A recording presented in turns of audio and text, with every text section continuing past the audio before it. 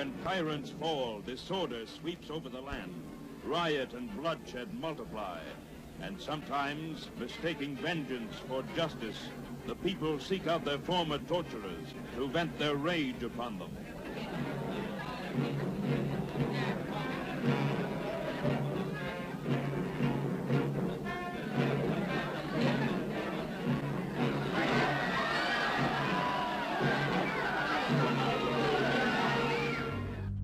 Al hablar de la Segunda Guerra Mundial, se suele presentar a los aliados y especialmente a las fuerzas de los Estados Unidos como los grandes héroes de la contienda, sobre todo cuando son los propios norteamericanos los que cuentan la historia de cómo salvaron a toda Europa y derrotaron a Hitler.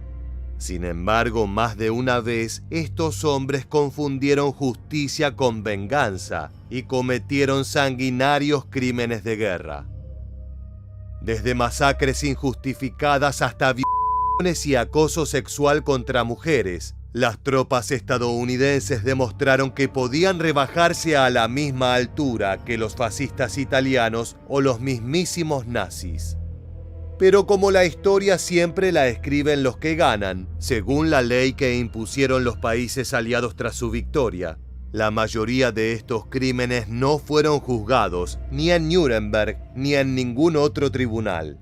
Con la impunidad que brindaba el favor de la opinión pública por estar en el bando contrario al hombre más malvado del mundo, el ejército de los Estados Unidos ocultó durante décadas sus actos más despreciables. Pero hoy te contaremos la oscura verdad sobre la brutalidad con la que actuaron los norteamericanos durante la Segunda Guerra Mundial. Comencemos.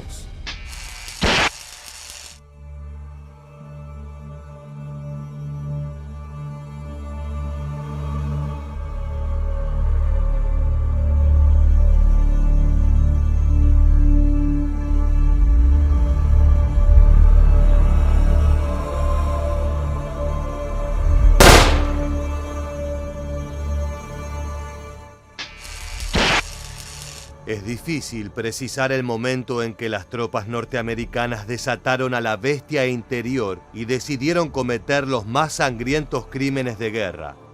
No obstante, empezaremos por destacar algunos de los gestos más violentos de su accionar, con las masacres que lanzaron sobre enemigos desarmados y la población civil de Italia.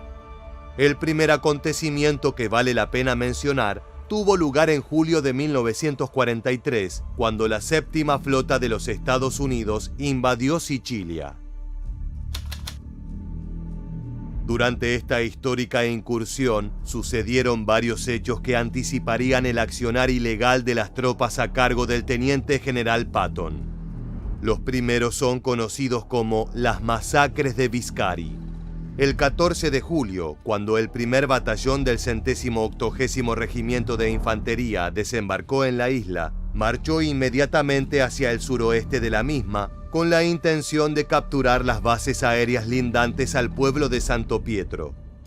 Una vez allí, debieron enfrentar la resistencia del ejército fascista, acompañado por un puñado de nazis. Los aliados triunfaron y lograron capturar a 35 italianos y 2 alemanes, que fueron ejecutados como prisioneros de guerra desarmados, de un disparo a quemarropa directo al corazón. En esa misma jornada, pero del otro lado de Sicilia, un hecho sangriento estaba por suceder. 4 días antes del combate en la base aérea, la compañía C del mismo batallón se había dirigido al río Dirillo, al este del aeropuerto de Biscari, para contener un ataque con morteros y ametralladoras, mientras sus compañeros liberaban el aeródromo. El capitán John T. Compton mantuvo la posición durante 3 días sin poder dormir, ya que según él mismo estaba demasiado excitado y alerta como para pegar un ojo.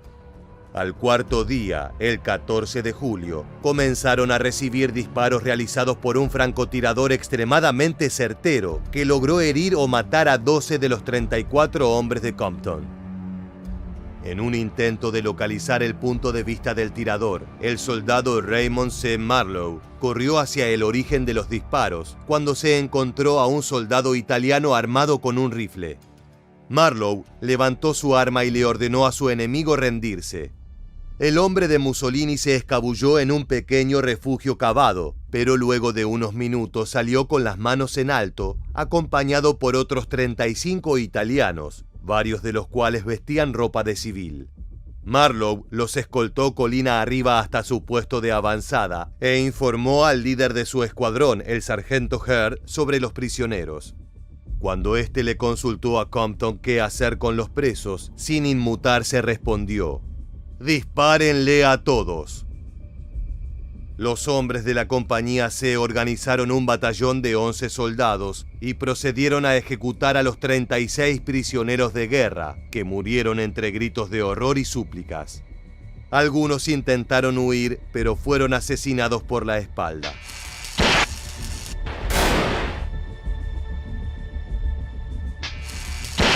En ambos incidentes, los superiores de los oficiales norteamericanos responsables por las masacres dudaron sobre informar los hechos o mantenerlos en secreto, pero finalmente enviaron los reportes.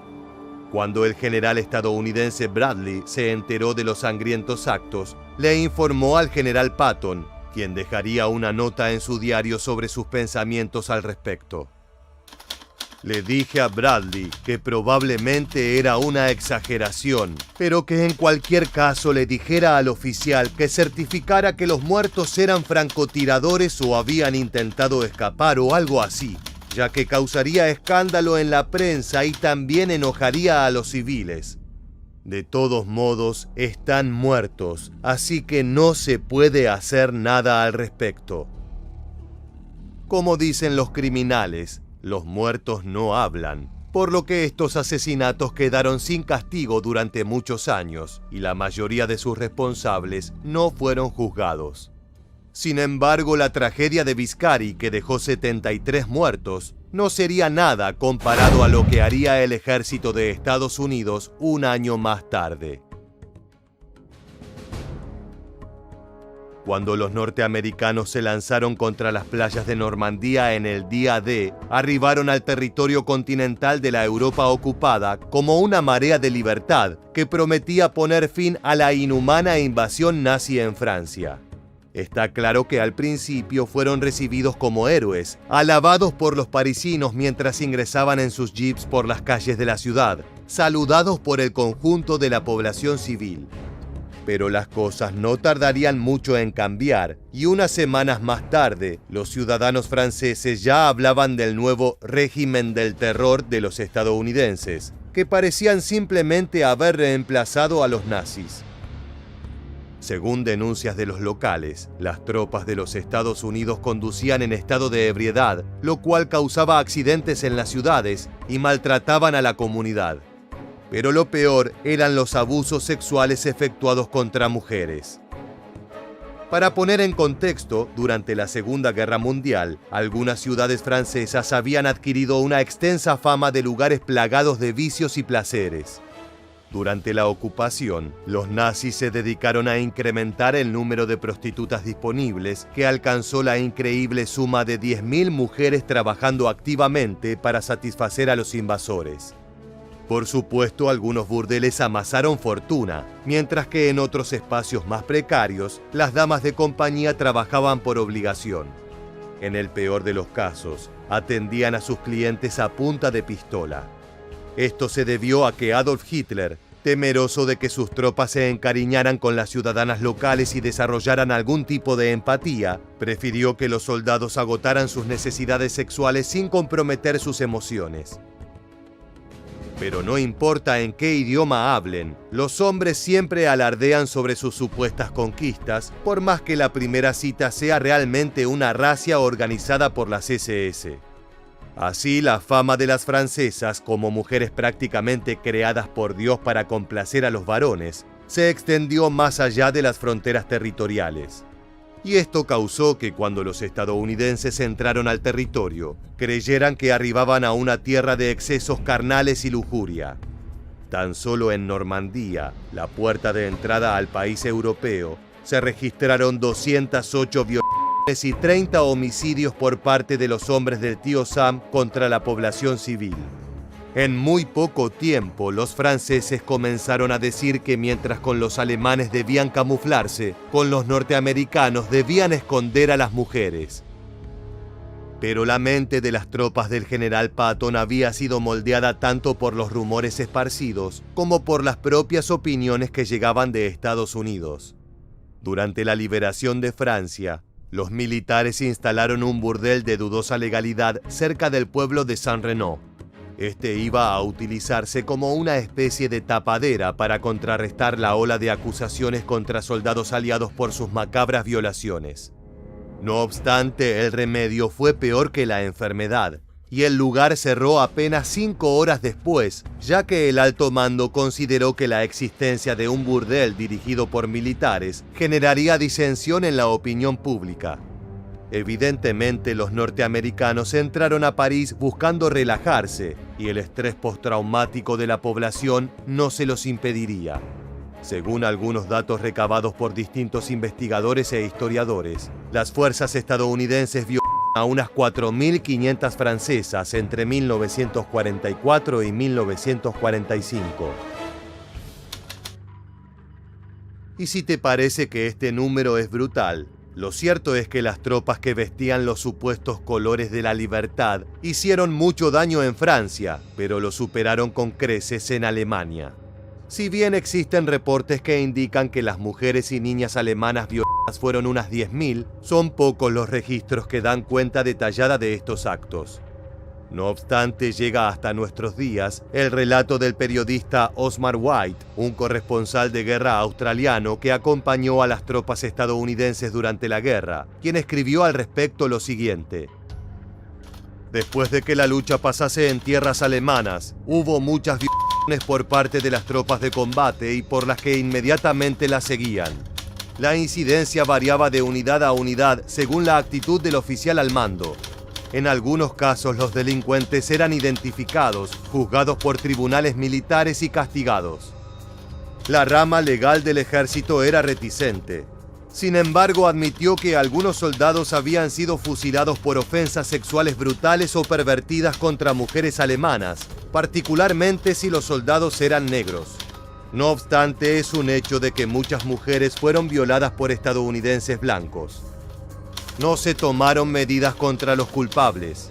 En un sector circuló un informe que citaba que un cierto comandante muy distinguido hizo el chiste: la copulación sin conservación no constituye fraternidad. En la guerra, por sobre todo, es evidente que las emociones pueden comprometer a los soldados, lo cual quedó claro en el caso de Francia y Alemania. Sin embargo, los aliados veían en los europeos a personas similares, así que imagínate el alcance de la violencia que tuvieron este tipo de crímenes cuando también involucraron racismo. Este es el caso de los abusos sexuales cometidos por los aliados durante la ocupación de Japón, donde se registraron casos de violaciones que abarcaban desde niñas menores a 10 años hasta ancianas de 80 años. Estos casos fueron particularmente nefastos debido a la profunda xenofobia que existía en los occidentales, que se permitían tener actitudes sanguinarias, barbáricas y animales con las mujeres asiáticas. Durante los primeros 10 días de la ocupación, se reportaron unas 1.000 por parte de los aliados contra las japonesas. Si bien este ritmo se redujo por la intervención de los oficiales británicos y canadienses, se estima que en los meses posteriores se perpetraron 40 abusos diarios. Algunos comandantes hasta los fomentaban, como era el caso del general Robert L. Eichelberger, quien permitía en sus propias palabras que sus muchachos se relajaran con y adolescentes locales. No obstante, la cúpula militar estaba preocupada por la actividad sexual de sus hombres, por lo cual a principios de 1946 decidió prohibir la prostitución en la mayoría de las áreas sometidas del Japón. Esto no hizo más que fomentar la violencia en el acceso carnal de las tropas hacia las niponas. El 4 de abril, 50 soldados irrumpieron en un hospital en la prefectura de Omori y violaron a 77 mujeres, incluyendo a una madre que acababa de dar a luz. En un frenesí de sangre, los soldados asesinaron al bebé recién nacido durante el asalto. El 11 de abril, 40 soldados estadounidenses cortaron las líneas telefónicas de una zona residencial en la ciudad de Nagoya y simultáneamente violaron a una gran cantidad de mujeres con edades de entre 10 y 55 años. Para mediados de 1946, los abusos sexuales reportados diariamente eran 300. Por supuesto que fuera de las zonas ocupadas, nada se sabía de los crímenes de guerra llevados a cabo por los aliados. Existió, al igual que en la Europa liberada, un profundo espíritu de censura institucional por parte de los altos cargos de todos los ejércitos occidentales. El 10 de septiembre de 1945, el comandante supremo de las potencias aliadas, Douglas MacArthur, había emitido códigos de prensa declarando ilegal la publicación de informes o estadísticas contrarias a los objetivos de la ocupación, con una clara intención de ocultar bajo la alfombra de la victoria los hechos más terribles cometidos por sus soldados. De más está decir que el castigo por transgredir estas prohibiciones era extremadamente severo, e incluso hasta mencionar la censura resultaba en una pena formal. Pero los horrores no se detuvieron en los terribles abusos sexuales, sino que aún queda un crimen de guerra más en el tintero de Estados Unidos. Los norteamericanos llegaron a Dachau el 29 de abril de 1945, durante el final de las evacuaciones del campo. Mientras avanzaban hacia uno de los lugares más oscuros de la Europa ocupada, se cruzaron con un transporte con 4.000 prisioneros que no lograron interceptar a tiempo y continuó hacia Alemania. Luego de este incidente, los estadounidenses decidieron apretar el paso. La 42ª y 45ª divisiones de infantería cubrieron 60 kilómetros a lo largo del Danubio, por lo cual arribaron mucho antes de lo esperado por las tropas de Hitler. Era domingo al mediodía. El campamento estaba completamente tranquilo y los guardias de las SS cumplían su turno mientras supervisaban desde sus torres los movimientos de los prisioneros que aún permanecían en el campo de Dachau. Un grito desgarrador rompió la calma del día. ¡Los americanos! ¡Los americanos!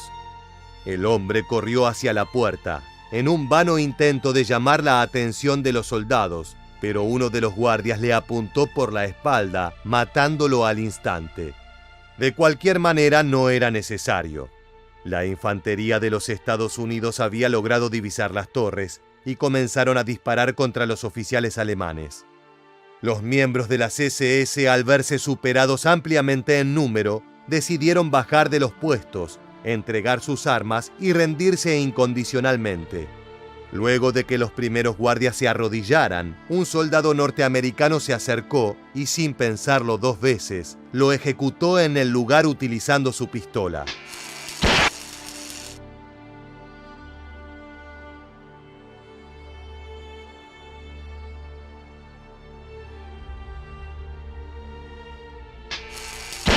Pero esto fue tomado como un incidente aislado, hasta que los estadounidenses entraron por fin al campamento.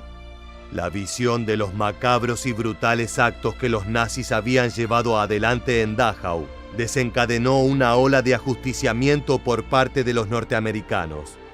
La razón ya no estaba con ellos, solamente una sanguinaria sed de venganza. La Torre B, segundo puesto de vigía, también fue el escenario de un fusilamiento sistemático de guardias alemanes que, tras rendirse, fueron ejecutados de un certero disparo en la cabeza. El teniente Walsh capturó a 4 soldados alemanes, a quienes obligó a ingresar a un vagón de carga. En este había unos 120 cadáveres de judíos, y luego de mantener un rato allí a los guardias, observando lo que ellos mismos habían hecho, los asesinó a sangre fría. Más tarde, unos 12 prisioneros de guerra fueron acribillados en un depósito de carbón por un joven artillero de 19 años, el cual fue encontrado sumido en un profundo estado de shock, llorando y gritando que habían intentado escapar, aunque nadie le dio la razón. Antes del final del primer día, la locura se apoderó de los hombres en Dachau.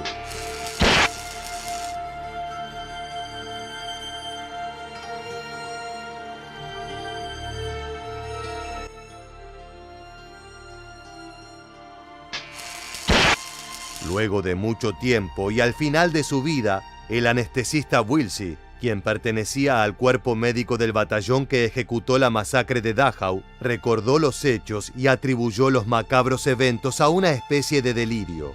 Para él, los horrores que debieron atestiguar los soldados norteamericanos, sumado al estrés de la guerra, fueron demasiado para su psique.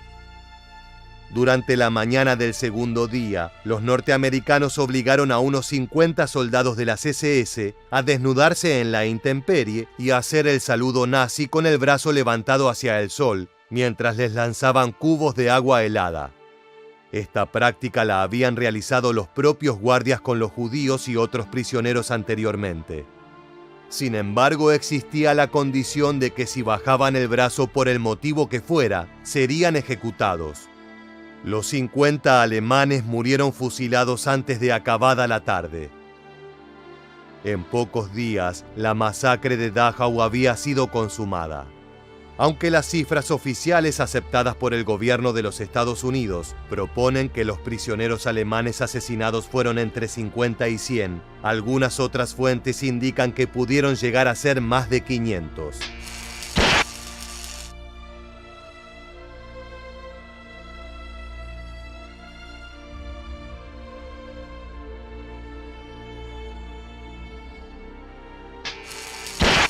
El general Eisenhower celebró la liberación del campo y comunicó que se habían rescatado a 32.000 prisioneros, mientras que las tropas norteamericanas habían abatido a unos 300 enemigos.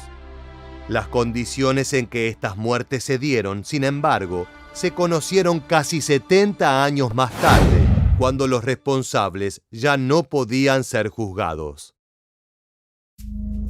Todos estos hechos nos demuestran que los aliados no tuvieron que rendir cuentas en Nuremberg junto a los nazis por sus atropellos contra la humanidad, y la gran mayoría de los criminales que actuaron persiguiendo sus instintos más salvajes murieron de viejos en libertad, considerados héroes veteranos.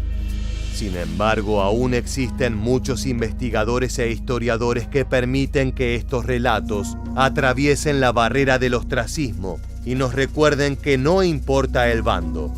Existen aquellos que persiguen nobles ideales, pero también otros que empuñan las armas y dañan a los inocentes que juraron proteger, solo para intentar capturar una chispa de ese inútil poder que se diluye tan rápido como lágrimas en la lluvia. Muchas gracias por acompañarnos hasta el final. Si te gustó nuestro contenido, no te olvides de darle like al video y seguir nuestro canal. Hasta la próxima.